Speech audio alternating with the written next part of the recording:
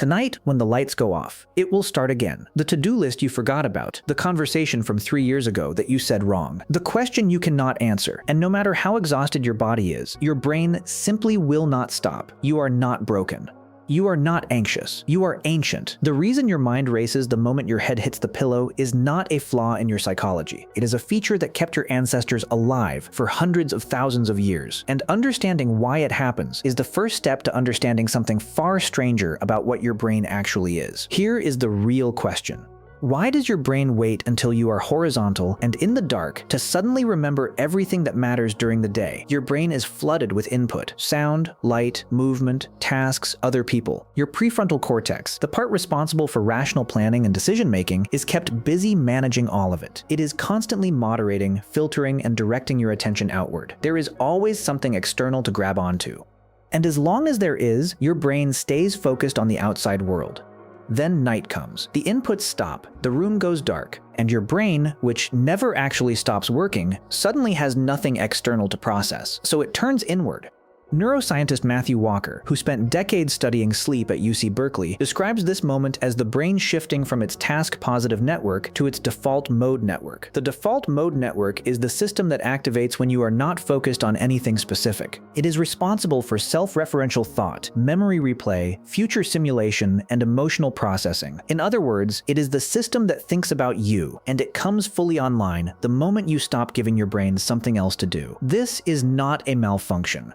This is your brain doing exactly what it was built to do. Think about the environment your ancestors lived in 50,000 years ago. No electric light, no locked doors, no alarm systems. When the sun went down, the world became genuinely dangerous. Predators moved at night, rival groups raided at night. The darkness was not a metaphor for danger. It was actual danger. And your ancestors who survived were the ones whose brains did not simply switch off at sundown. Anthropologist David Sampson at the University of Toronto has studied sleep patterns across indigenous hunter-gatherer groups, including the Hadza people of Tanzania, one of the last remaining groups living in a lifestyle close to that of our prehistoric ancestors. What he found was striking. Members of the Hadza community almost never all sleep at the same time. There is almost always someone awake, alert, scanning. Sleep is staggered. And even during sleep, the brain does not go fully dark. Your brain learned something over millions of years of this kind of living. The moment the world goes quiet, the moment there are no external threats to monitor, you need to run an internal check. What are the threats I have not dealt with yet? What problems remain unsolved? What social situations went wrong and could still come back to hurt me? Your nighttime rumination is your brain running its threat detection software on every unresolved file in your memory. The researchers call this the sentinel hypothesis. Someone always needs to be watching. And when there is no real predator to watch for, your brain invents one. It calls it your inbox, your relationship, your career, your health. It treats them with the same urgency as a lion at the cave entrance. Here is where it gets stranger. The type of thoughts that ambush you at night are not random. They follow a very specific pattern that psychologist Martin Seligman, the founder of positive psychology at the University of Pennsylvania, has studied extensively.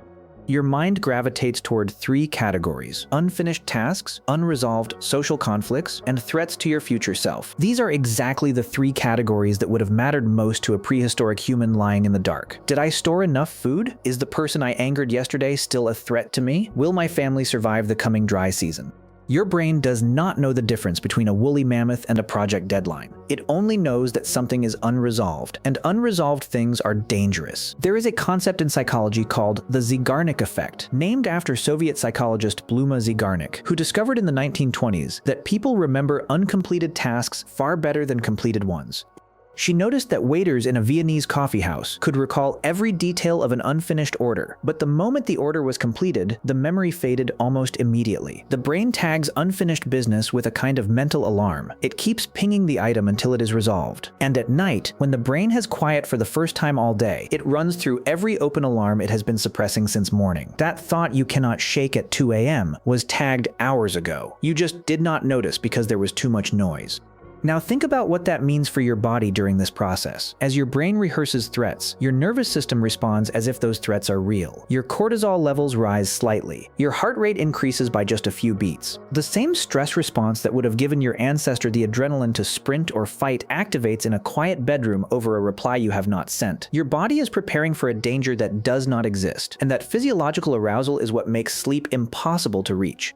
You cannot sleep because your body believes you are about to be attacked, not metaphorically, literally. This is why the harder you try to stop thinking, the louder the thoughts become. Trying to suppress a thought requires you to monitor for that thought constantly, which keeps it active in your working memory. Psychologist Daniel Wegner at Harvard called this ironic process theory. The brain cannot not think of something. When you tell it to stop, it has to keep checking whether it has stopped, which means it never does. The instruction creates the opposite effect. So you lie there, eyes closed, telling yourself to stop, and the thoughts multiply. What your ancient brain actually needs in that moment is not suppression, it needs completion.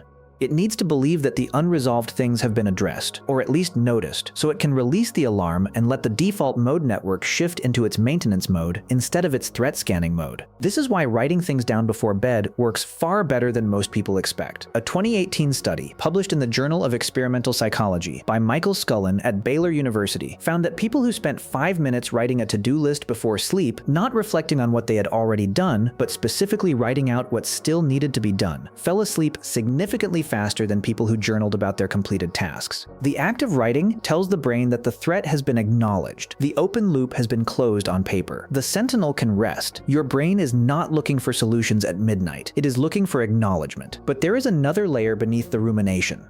Beneath the lists and the replays and the what-ifs, your brain is also doing something else at night. It is doing its most important work. Matthew Walker describes slow-wave sleep and REM sleep as the overnight therapy your brain desperately needs. During REM, emotional memories are reprocessed and stripped of their emotional charge. The content of the memory is preserved, but the raw feeling attached to it is softened.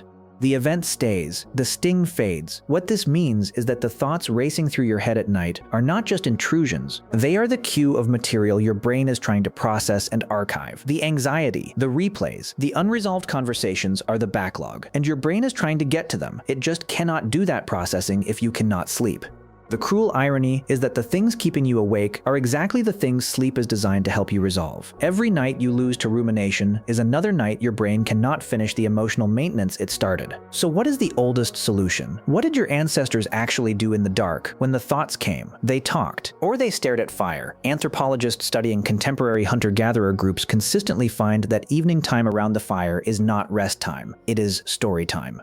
People replay the events of the day in narrative form out loud to others. They describe the hunt, the disagreement, the plan for tomorrow. They are, without knowing it, doing the same thing that a therapist asks you to do. They are turning raw experience into structured narrative. And narrative is how the brain closes open loops. A story has a beginning, a middle, and an end. Experience without narrative just loops. You are not struggling to sleep because you are weak or anxious or broken. You are struggling because your brain is doing exactly what it learned to do across 10,000 generations of genuine darkness and genuine danger. It is scanning, it is remembering, it is protecting you from threats you no longer face with tools that never wore out. Tonight, when the lights go off and the thoughts begin, you will know what is happening. Your ancient brain is still standing guard. It is still watching the dark. It just does not know that for you. For now, the morning will come.